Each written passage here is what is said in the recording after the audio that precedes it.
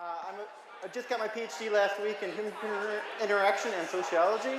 The idea here is why you should or shouldn't care about this talk is one, that there's money in social networking. Everybody cares about money. Second, you may be a victim of your own success in social networking. And last of all, well, you read the last one.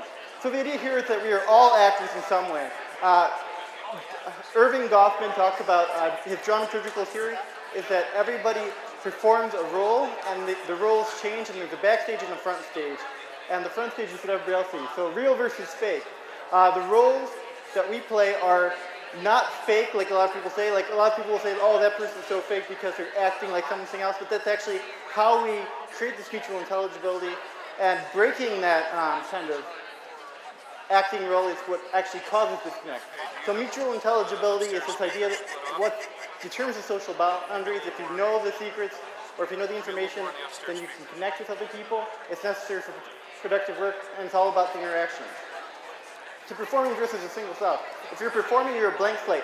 You can get anybody you want to like you. This is what Obama did. This is how he got elected. This is how he got his Supreme Court nominee. He'd always talked about himself as a blank slate. He talked about his Supreme Court nominee as a blank slate. Next topic is weak versus strong. Weak ties are good, but strong ties determine decision making. If a weak tie tells you to do something, you won't do it, but if a strong friend, if a close friend tells you to do something, you'll go out and buy it. So company usage is, customers are not actually equal. A lot of people use social networking to try and put out fires. Like if someone complains about something, they'll offer them a free service or whatever, and this can be really expensive. But if you, apparently it changed. Secrets of success, or success of secrets. This is the idea of, I forget. But secrets creates, George Simmel. So secrets create these social bonds. It's actually good to keep secrets. It enables competition because some people know stuff that other people don't.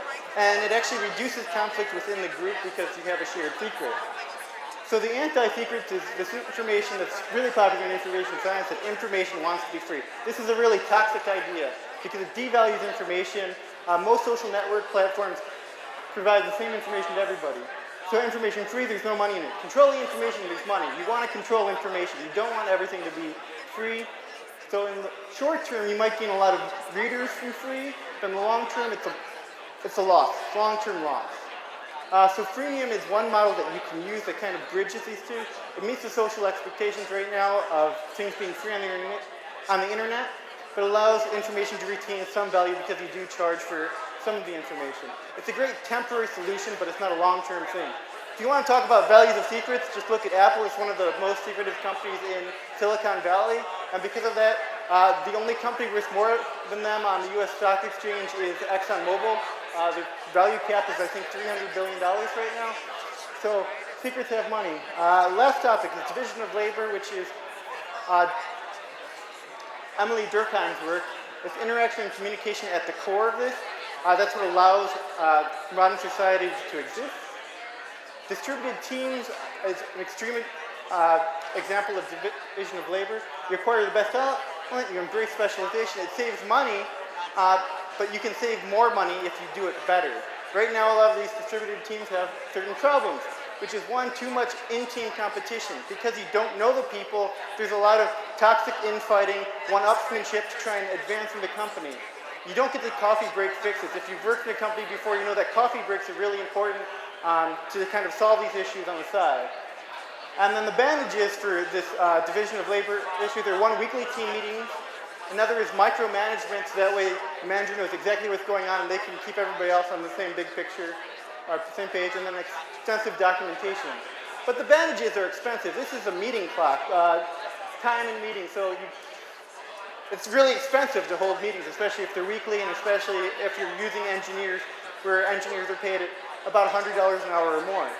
So solutions that aren't quite as expensive is one, you ensure employees understand systems thinking, which is big picture thinking.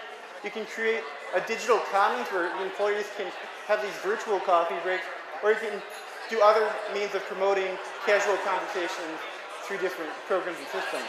So the takeaways from this are one, you allow for multiple roles in social networks, two, you restore value to information, and three, you ensure employee awareness of the big picture.